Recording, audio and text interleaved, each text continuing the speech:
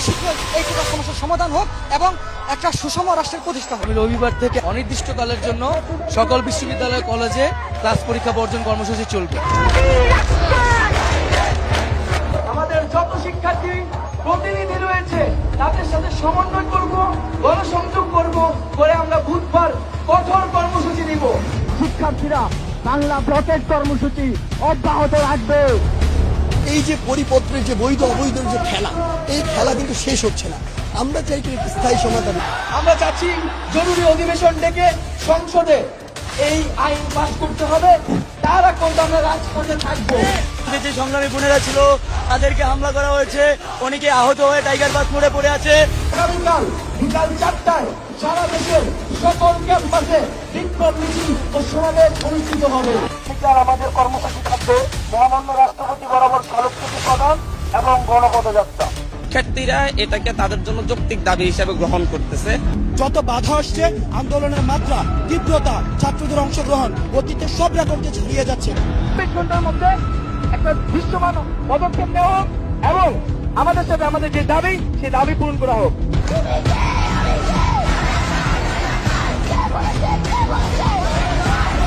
ছাত্রলীগের ক্যাডার বাহিনী আছে, তারা আমাদের উপর আক্রমণ চালিয়ে যাচ্ছে। সাধারণ শিক্ষার্থীদের কাছে তারা জিম্মি করে রেখেছে।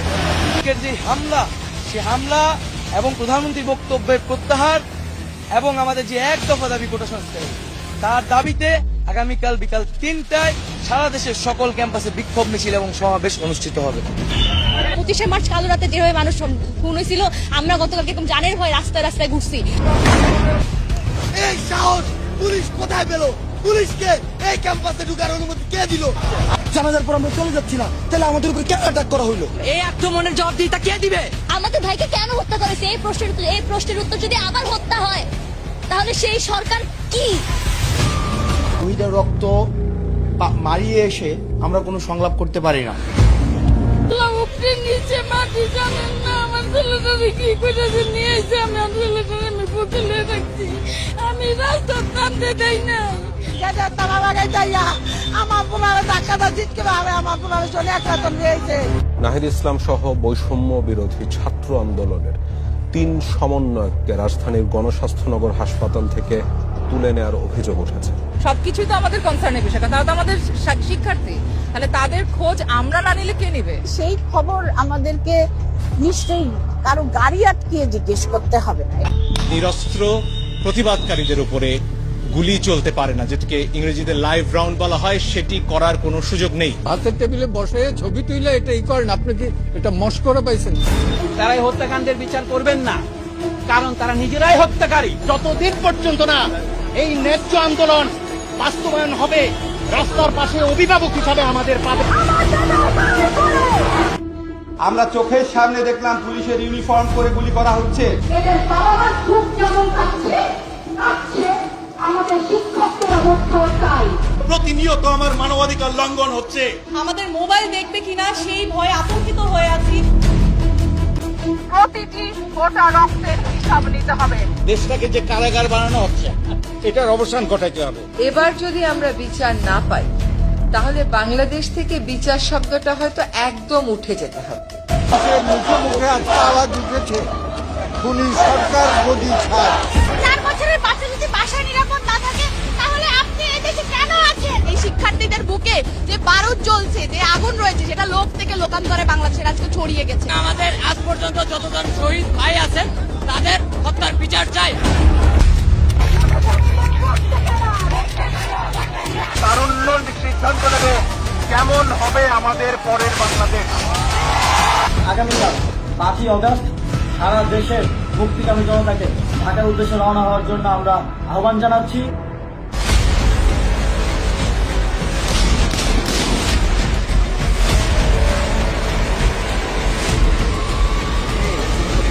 গণ অভ্যুত্থানে পতন হলো শেখ হাসিনা সরকারের।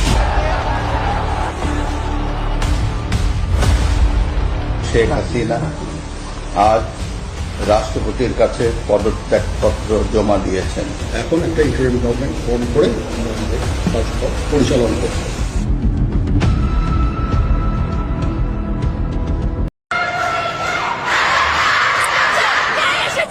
এসেছে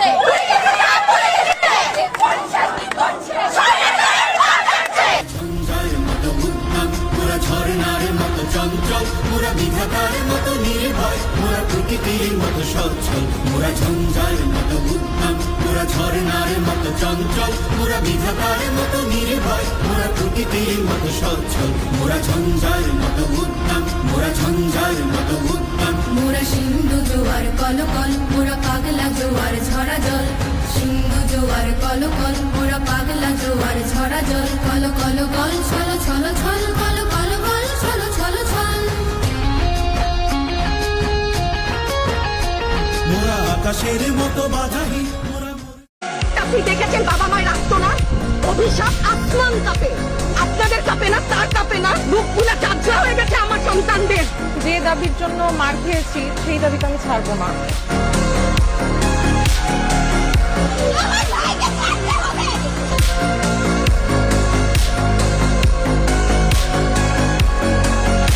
we are open to killed, আমাদের এখন মেরে ফেলবে।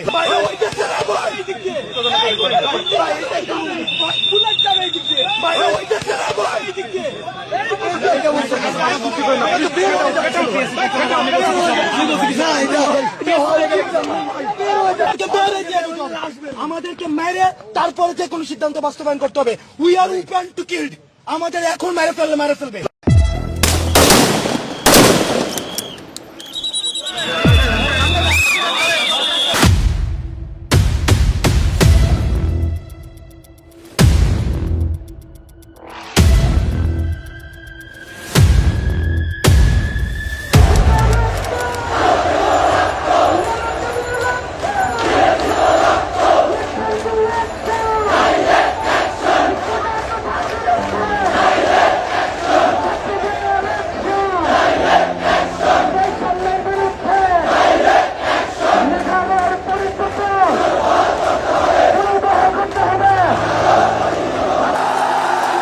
বৈষম্যের বিরুদ্ধে রয়েছে, এই রায়কে আমরা স্টুডেন্টরা ঘৃণা ভরে প্রত্যাখ্যান করি। প্রায় 5.5 ঘন্টা শাহবাগে অবস্থান করে শিক্ষার্থীরা। বৈষম্যমূলক কোটা পদ্ধতি নিরসনে আদালতের অবস্থানে হতাশাও প্রকাশ করে আন্দোলনকারীরা। মহামান্য আদালত যাতে আমাদের কথাগুলো বিবেচনা করে।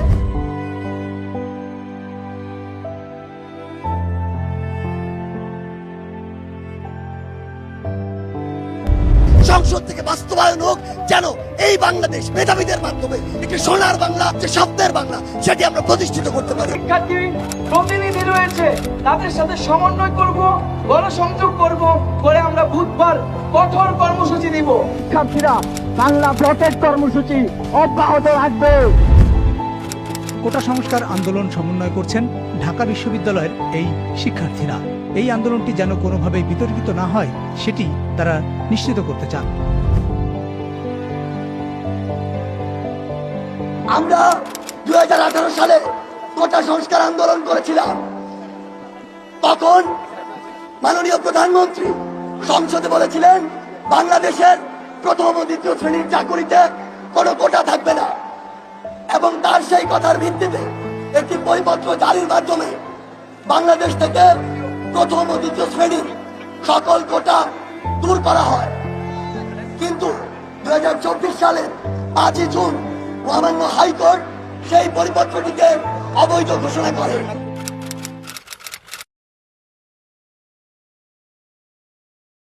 আমাদের একটি গুরুত্বপূর্ণ কথা হচ্ছে, আমরা মুক্তিযোদ্ধাদেরকে শ্রদ্ধার সর্বোচ্চ আসনে রাখতে চাই।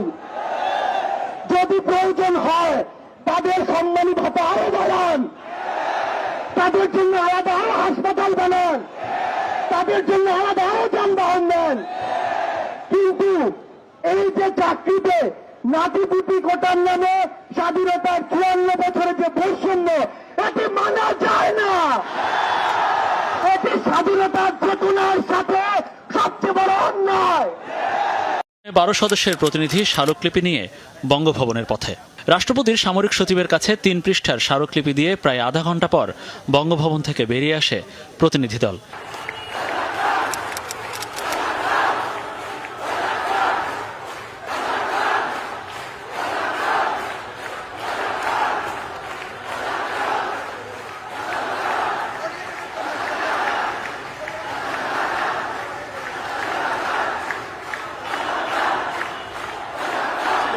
আমরা এখান থেকে সুশৃঙ্খল ভাবে বের হয়ে যাচ্ছিলাম, ইভেন আমাদের কেউ একজন বলতে পারবে না যে আমরা একটা ডিল পর্যন্ত ছুড়েছি।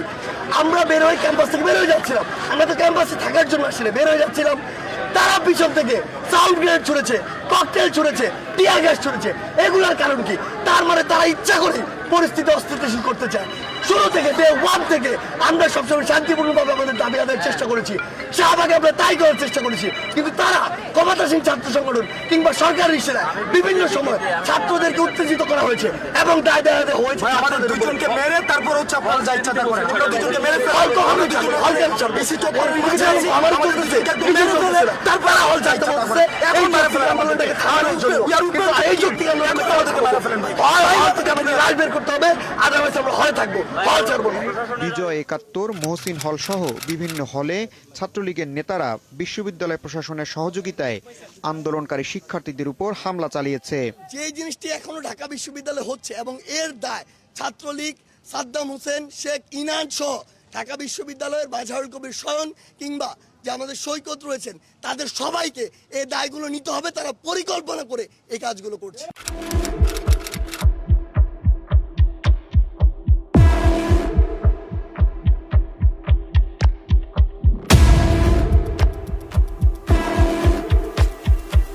কোটা সংস্কার আন্দোলন ও তার প্রেক্ষিতে উদ্ভূত পরিস্থিতিতে অনেকে অপ্রত্যাশিতভাবে আহত এবং নিহত হয়েছে।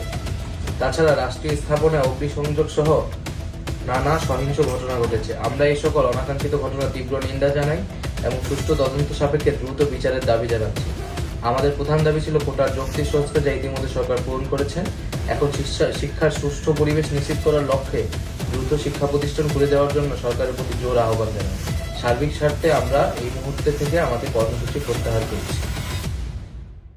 সরকারের পদত্যাগের এক দফা দাবিতে আগামীকাল থেকে অসহযোগ আন্দোলনের ডাক দিয়েছে বৈষম্য বিরোধী ছাত্র আন্দোলন। প্রিয় বন্ধুগণ, আজকে আমরা জানি জনগণের দাবি কি।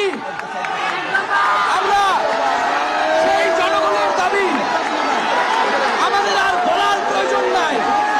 সবাই জানে যে আমাদের এখন দফা একটি,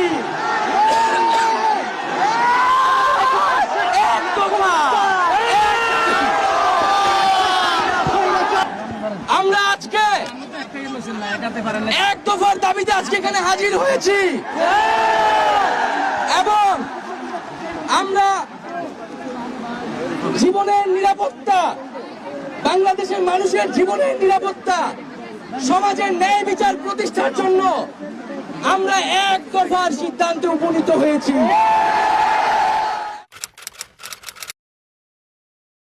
হয় সেনাবাহিনী পদত্যাগ করে পেছনের দরজা দিয়ে দেশ ছাড়লেন শেখ হাসিনা। বিক্ষোভের মুখে বাংলাদেশের কোন প্রধানমন্ত্রী দেশ ছেড়ে পালানোর প্রথম নজির গড়েছেন শেখ হাসিনা।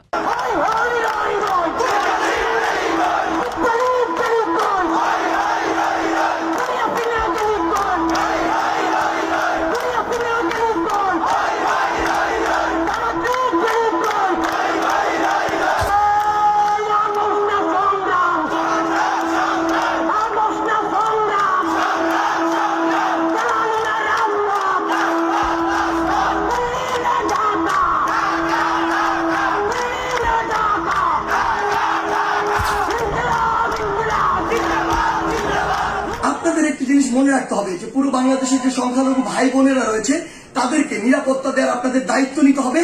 তাদেরকে যেন কেউ স্পর্শ না করতে পারে, এটি দিয়ে কোনো ইস্যু যেন তৈরি না করতে পারে।